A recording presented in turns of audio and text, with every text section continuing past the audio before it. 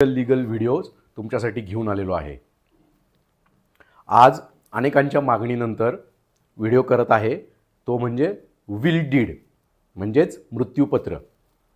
मित्रांनो, आज माणसाचं जीवन हे इतकं अघटित झालेलं आहे की माणसाला कधीही मृत्यू ओढावू शकतो आणि मग अशा वेळेस आपण कमावलेल्या संपत्तीचा काय करायचं किंवा तिची विल्हेवाट कशी लागली पाहिजे यासाठी मानवाची जी अंतिम इच्छा असते त्याला मृत्यूपत्र असं म्हटलं जातं। मृत्यूपत्राबाबत बरेच गैरसमज पण आहेत। आज आपण ते गैरसमज दूर करणार आहे। तर मित्रांनो, मृत्यूपत्र हे इंडियन सक्सेशन ॲक्ट म्हणजे भारतीय वारसाचा अधिनियम याच्या खाली गवर्न होतं आणि त्यानुसार मृत्यूपत्र हे जो मृत्यूपत्र करणारा आहे त्यांनी लिखित स्वरूपातच केलं पाहिजे, तर आणि तरच ते ग्राह्य धरलं जातं। दुसरा जो गैरसमज आहे की मृत्यूपत्र हे रजिस्टर्डच असलं पाहिजे, तर मित्रांनो, कायद्याला हे अपेक्षित नाही। कायदा असं म्हणतो की तुम्ही तुमच्या घरात असलेल्या साध्या पेपरवरती जरी मृत्यूपत्र लिहून ठेवलं आणि ते रजिस्टर केलं नाही तरी देखील ते ग्राह्य मानलं गेलं पाहिजे। मग मित्रांनो, डॉक्युमेंट रजिस्टर का करायचं? तर मित्रांनो, एव्हिडन्स ॲक्टमध्ये अशी तरतूद आहे की एखादं डॉक्युमेंट जर का एखाद्या स्टॅच्युटरी ॲथॉरिटी पुढे नोंदवलेलं असेल तर अशा स्टॅच्युटरी ॲथॉरिटीला एव्हिडन्स म्हणून, विटनेस म्हणून बोलवलं जाऊ शकतं आणि अशा वेळेस त्यांनी दिलेली जी साक्ष असते ती ग्राह्य मानली जाते आणि म्हणून मृत्यूपत्र कधीही रजिस्टर केलेलं चांगलं। आता आपण मृत्यूपत्र कसं लिहावं ह्याच्याकडे येऊयात।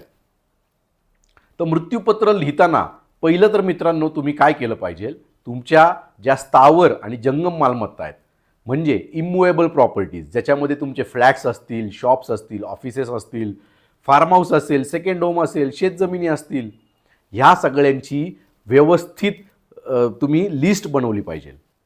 त्याच्यानंतर मूवेबल प्रॉपर्टीज म्हणजे जंगम मालमत्ता। जंगम मालमत्तेमध्ये इमूवेबल प्रॉपर्टी सोडून सगळं काही येतं, तुमची bank accounts, lockers, FD, shares, debentures, तुमची कार, महागातल्या गाड्या, सोनं, नाणं, डायमंड। त्याच्यानंतर इतर काही जर का व्हॅल्युएबल गोष्टी जर का घरामध्ये असतील, जसं की माझे एक क्लायंट होते, ते पेंटर होते आणि बऱ्यापैकी त्यांची पेंटिंग्स विकली जायची, पण त्यांनी काही 10 पेंटिंग्स ही स्वतःसाठी ठेवलेली होती आणि मग मृत्यूपत्र करताना त्यांना 2 मुलं आणि 1 मुलगी होती। मग त्यांनी मृत्यूपत्र करताना ती पेंटिंग्स कोणाला द्यावी हे त्यांनी लिहून ठेवलं। म्हणून म्हटलं की व्हॅल्युएबल्स, की आपल्या कधी डोक्यातनं निघून जातं की अरे ही गोष्ट माझ्या अतिशय प्रिय आहे मला, म्हणून मी तिला व्हॅल्युएबल म्हटलं। तर अशा गोष्टींची तुम्हाला लिस्ट करणं पहिलं भाग आहे। लिस्ट केल्यानंतर तुम्ही मृत्यूपत्र लिहायला घ्यायला, मृत्यूपत्र लिहिताना स्वतःचं नाव, वय, पत्ता आणि त्याच्या बरोबरीने एक वाक्य टाकायचं की याआधी जर का मी केलेलं कुठलं मृत्यूपत्र सापडलं तर ते रद्द समजण्यात यावं। आणि मग त्याच्या खाली तुम्ही ही जी लिस्ट केलेली आहे मूवेबल इमूवेबल प्रॉपर्टीची ती लिहिणे आणि त्याच्या खाली कोणाला द्यायचं आहे म्हणजे बेनिफिशरी, त्या बेनिफिशरीचं नाव स्पष्टपणे नमूद असणं गरजेचं आहे।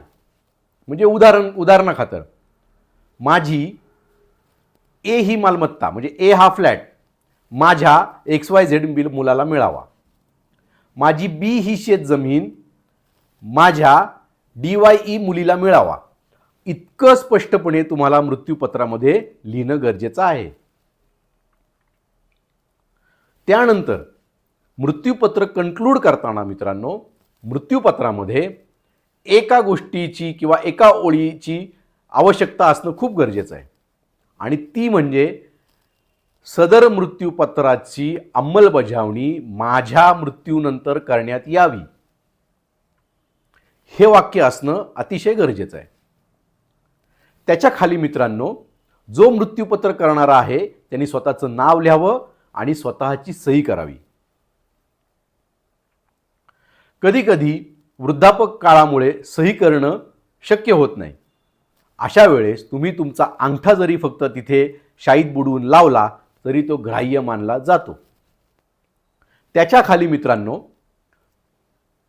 मुख्य तरतूद जी आहे ती म्हणजे साक्षीदारांची. तुम्ही जेव्हा मृत्यूपत्र सही करणार असाल त्यावेळेस तिथे 2 साक्षीदार असणं आवश्यक आहे आणि त्या साक्षीदारांनी स्वतःचं नाव, पत्ता आणि सही त्या मृत्यूपत्रावरती करणं गरजेचं आहे.